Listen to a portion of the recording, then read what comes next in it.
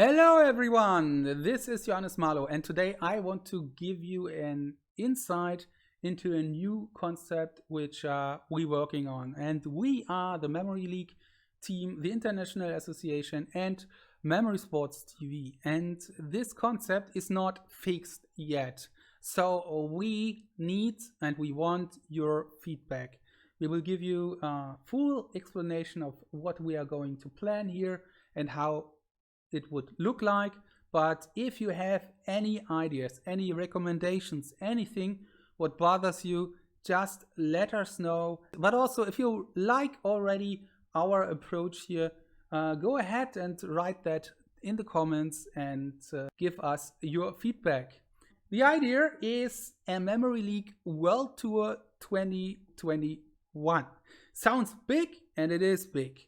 Let's take a look here. So our motivation is, as you all know, the pandemic situation. So traveling around the world is not just due to Corona a very difficult thing for many people because it's very time consuming. It also consumes money and so on. So memory sports has a hard time to grow without having people being able to travel around the world without any problems. So the digital remote events have already happened in the Memory League, for example, but as far as I know, there's no official digital competition so far. But we want to change that. The idea is to create a tournament series for Memory League with a new world ranking. World ranking is only based then on Memory League results. It has nothing to do with the traditional format. Very important point for us is to attract more people from around the world. And that's where we need you. You are the bridge to so many countries. So if you have anyone in a different country who has never played in a Memory League season or tournament, just talk to them and give them a hint that there's a great thing going on. We want a really international crowd of people playing these tournament series. And the main goal in the end of the year is to crown a Memory League World Champion 2021. The last Memory League World Champion was crowned in 2016 and was Simon Reinhardt. Next year, it's already 5 years ago. And if you want to become the World Memory League Champion of 2021, here is how you can achieve that. You only need to win the Memory League World Finals in December of 2021. That's the only thing you have to do, but the question is how to get there. The top 8 of our new developed world ranking, which I will introduce in a couple of minutes, will qualify for this big tournament. And we are still thinking and considering having the top 16, but this is also not fixed yet. So right now, in the current status, it's about the top 8 entering this big final. And the winner of this final, this tournament, will be the World Memory League Champion of 2021. How to collect points for the world ranking? You can earn points for the new world ranking in 3 different ways. The first one is playing the regular seasons of Memory League. And there are 3 seasons planned next year. So we would have the seasons as we have done them before.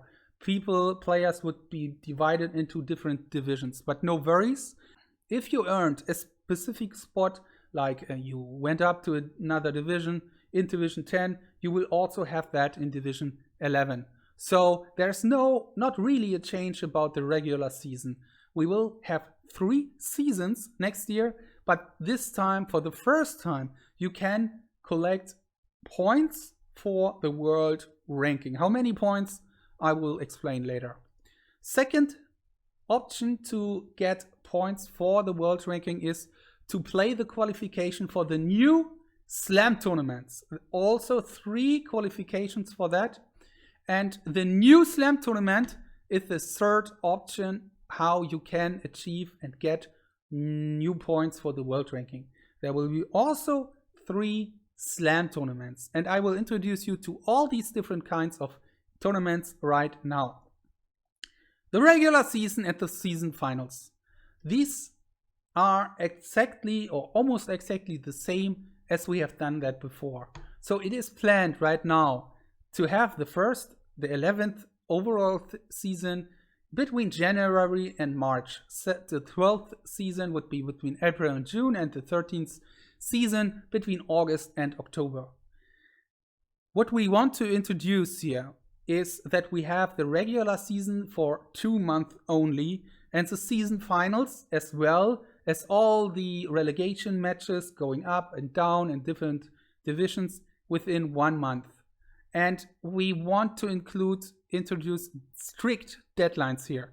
I know it's sometimes tough to play your games, but we plan to have 7 people in each division. And we are convinced that this is possible to play 6 games, 6 matches within 6 to 8 weeks.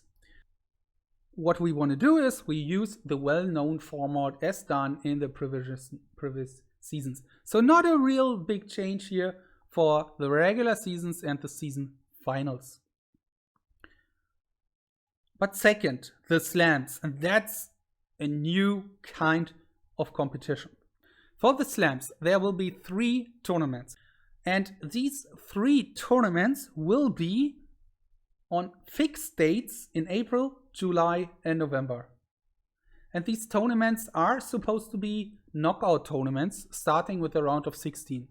Of course, this is also a point where we can discuss. So if you have another idea here for how the slam tournament could work, then please let us know.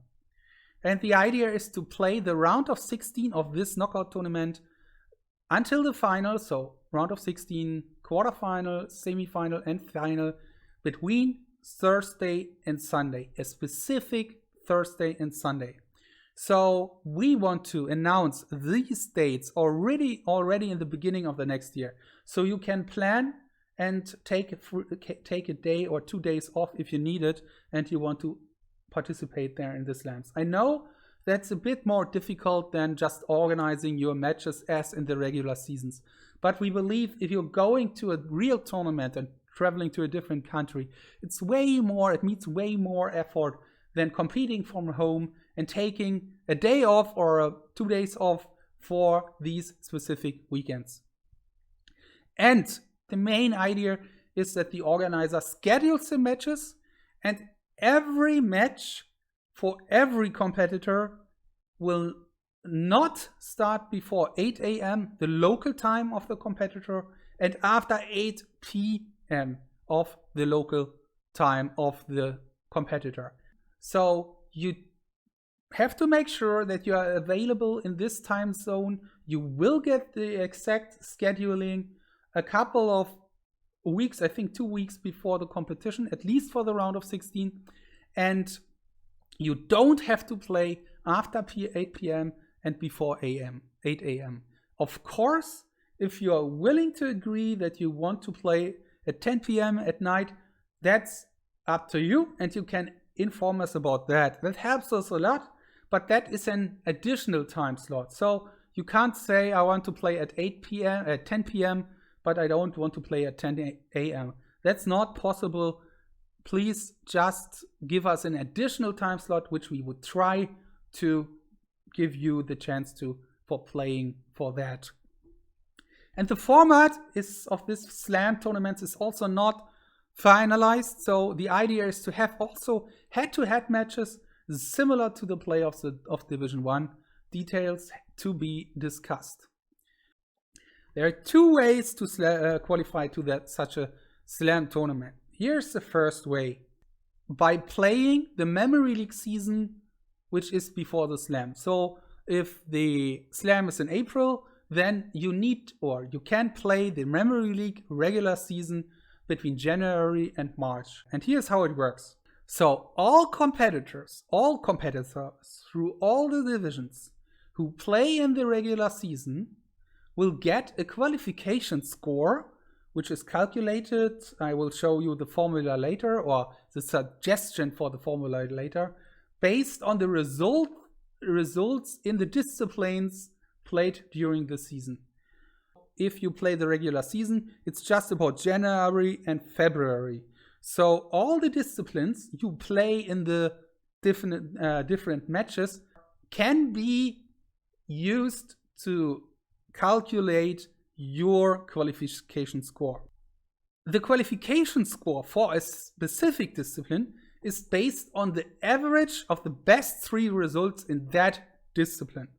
That means, in example, if a competitor has memorized 80 digits correct in 20 seconds, his second best might be 80 digits in 40 seconds, and the third best might be 80 digits in 60 seconds, so 20, 40, 60.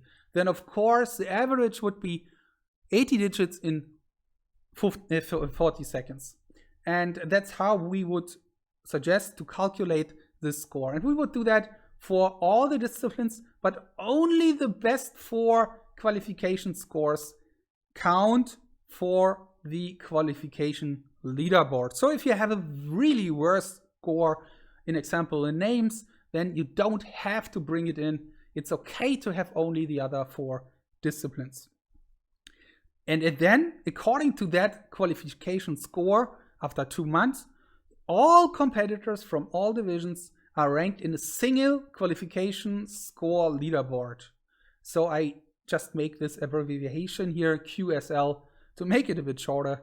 So all people who join the regular season are ranked in a qualification score leaderboard based on the disciplines. And that means that if you play your regular season, you don't have to worry about playing any extra matches, any extra games for the qualification.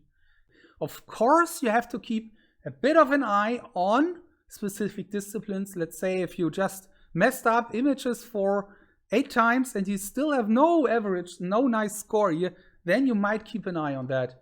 But that might be another part of the strategy for next season.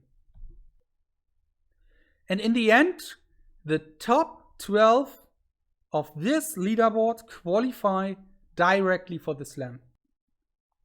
There's a second chance to qualify for the Slam tournament. And in the second chance, only 4 competitors qualify through a pre-Slam knockout tournament. So this is an additional tournament which takes place in advance to the Slam. So the regular qualification 1, will take place in the regular season, January, February. And this knockout tournament is supposed to take place in the 3rd month, so in March in that case. And in that knockout tournament, rounds are played until only 4 competitors are left. They get a ticket for the Slam. That means, for example, if we have 32 entries in that second qualification round, second qualification tournament, then we would play 1 round. After that we have 16. We would play a second round, then we have 8, and we would play a 3rd round, and then we have 4 competitors left. And these 4 competitors get a ticket to the Slam. How does the seating for this pre-Slam knockout tournament works?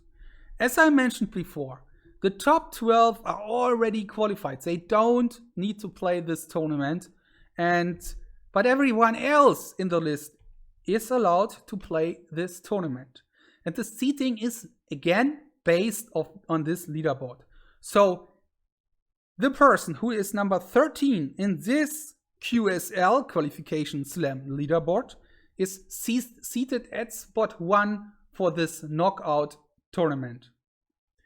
And if number 13 says, I don't want to take place in this Slam, I don't want to qualify, then of course number 14 is seated as number 1 in this knockout tournament.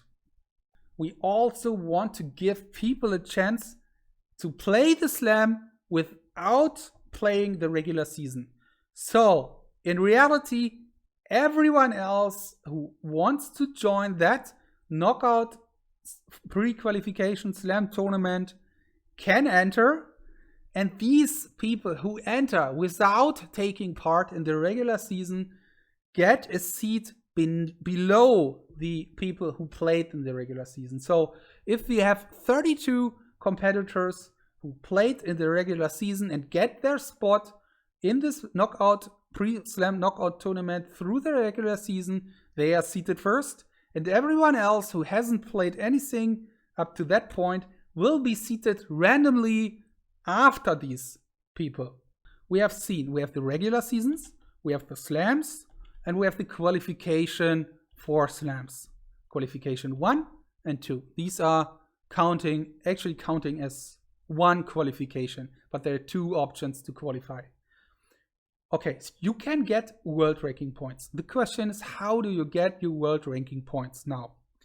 Here it comes. So for the seasons, for the regular seasons, you get world ranking points according to these tables. If you are a player of season 1, a division 1, and in the end, after all the finals, you win division 1, then you get 1,200 points for your world ranking score. Then the runner-up wins 750, the semi-finalists earn 500, quarterfinalists 250, and if you only participate in Division 1, play all your games, all your matches, that's important, but cannot qualify for the quarterfinal, you still get 100 points. Let's take a look on regular season for Division 2. So the Division 2 winner gets 90 points, the Division 2 runner-up gets 70 points, and participation in Division 2 gives you 50 points, even if you go down after Division 2 ended. Okay, world ranking points for the seasons in blue here. Now, world ranking points for the slams. It's actually very easy. It's exactly the same points as for the regular season playoffs. As the winner gets 1,200 points, runner-up 750, semis 500, quarterfinals 250, and for participation 100 points. And again, I want to remember you, this is our suggestion. We thought about that for a while, but if you have a better idea how to handle that, let us know. It's important to get all the feedback from the community. Okay, you get points through the seasons, you get points through the slam, and that's important, you get points through the qualification. World ranking points through the qualification.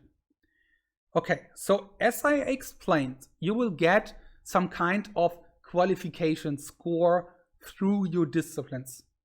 You play your disciplines in the regular season, you have a good result in numbers, so you get good points for numbers, a good qualification score. And then you add up the 4 best qualification scores for all the disciplines. And after that, the people are ranked due to their qualification score, due to their overall qualification score. And this leaderboard gives you the amount of points you get for the position in the qualification leaderboard. So this is not the score, and this leaderboard shows you the amount of world ranking points you get for a specific position in the qualification score leaderboard. So these are not the qualification scores. They are not on this table here. These are the world rankings you get according to your position in the leaderboard. How the qualification score is calculated, I will explain. I will suggest later. And as you can see, we have the positions 1 to 4 of the leaderboard get 500 points, 5 to 8, 425, 9 to 12, 350, and these are marked here in a special way because these 12 qualify directly for the slam tournament. Then you have the other spots here. You can go ahead and read through that. So everyone down to position number 68 will also get a world ranking point. And we think that's also important to engage people playing more Memory League tournaments. And in the pre-slam knockout, as I said, everyone else, these people from the leaderboard, and then everyone else can enter. So the winner of the last round of that pre-slam knockout tournament, I just remind you, the pre-slam knockout tournament will be played until only 4 competitors are left. So the winners of the last round, when only 4 are left will get 150 extra points and a ticket for the slam tournament. Why 150? So the idea is that someone who enters this pre-slam knockout tournament can never get more points by this way as someone who the winner of the last round get 150 plus a ticket. The runner-up gets 100. The reaching the second to last round, X minus 1 gets 50 points. X minus 2 gets 25 points. Reaching X minus 3 gets 12. And that continues until everyone has played their rounds. And then your total world rankings are calculated by that. So there are 9 opportunities to earn points, right? So there is 3 seasons, there are 3 qualifications, and there are 3 slams. 9 opportunities to get points. But we think that it's better to give people also the chance to skip something.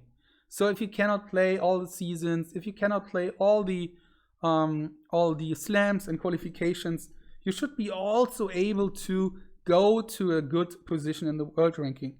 And therefore, we suggest that we do it like that. You have 9 opportunities, but you only bring into your calculation the sum of the best 4 results out of all season and slams. So all seasons and slams. You can play maximum of 6, but you only have to enter 4 results into the world ranking. And plus the sum of the best 2 results out of 3 qualifications. So if you only play 1 qualification, then you can of course only add 1 result of the qualifications to your total amount of points. And even if you are, let's say you are a fantastic player and you don't have time at all, you just can enter the slams, then you have to go through the knockout qualification, of course. But let's say you win all the slams anyway, you would end up with 3,600 points, which would give you anyway a chance to go to the top 8 December finals. Then we have the world finals, of course. Not decided yet. Top 8, top 16. Give your input here, please, on that. And that ranking is taken after the last slam is done in November. And we think that in 2021, that will be a remote competition from your own home.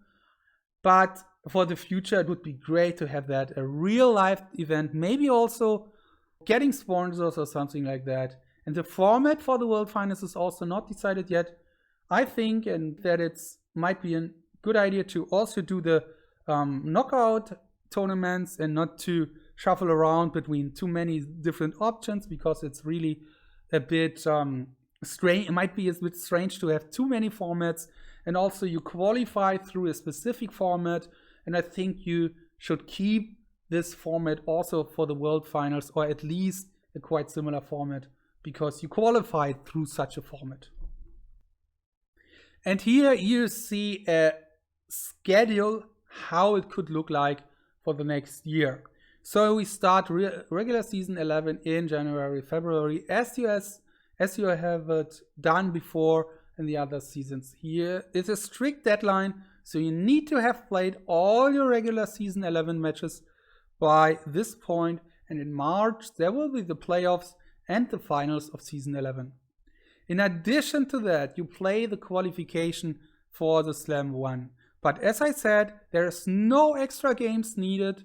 You just qualify through your scores done in the regular season. Then there is something new. There's this extra qualification round, which I talked about, the pre-Slam qualification round. And in the regular season, after February, 12 people know who qualify for the Slam. The last 4 for the Slam tournament will be qualified in the end of March. And then season 11 is over, and we would start with season 12 already. But there will be also in the first half of April, maybe the first or the second weekend of April, we need to discuss that. But it's a fixed date. There is a Slam tournament within a time period of 4 days. So all the games, all the matches will be played within 4 days. And we did that because in the beginning of the regular season, it's not so crucial to play very fast all your matches. So actually it's nice if you play all your matches as fast as you can, but if you have to play a slam tournament, it's manageable to play the first regular season matches maybe a bit later, or just 1 or 2, and focus on the slam tournament, but then still catch up until the end of May to play your regular season. Also, the qualification for the second slam starts, and then it's actually just repeating itself here. So in June, we would have done 2 seasons already, and the second qualification round is also done with the extra qualification. And these games or matches are the only matches which are added to the actual schedule right now.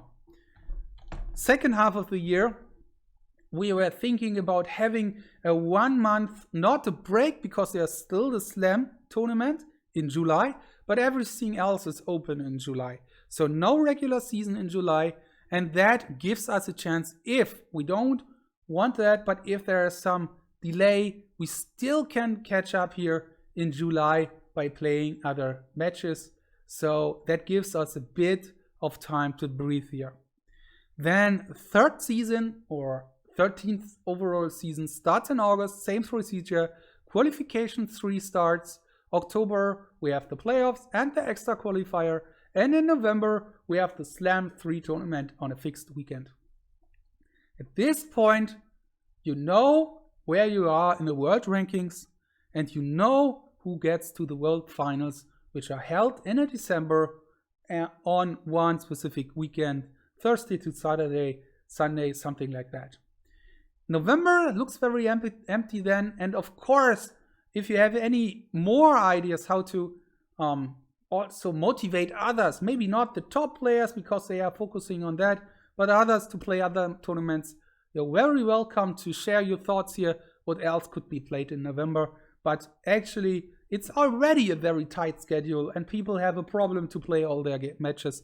And I think that way we have a bit of time to breathe. We have new tournaments, but we don't have to play so many more matches. And this is actually it for the general structure which we want to suggest. And please give your feedback, give your comments, and let us know what you think.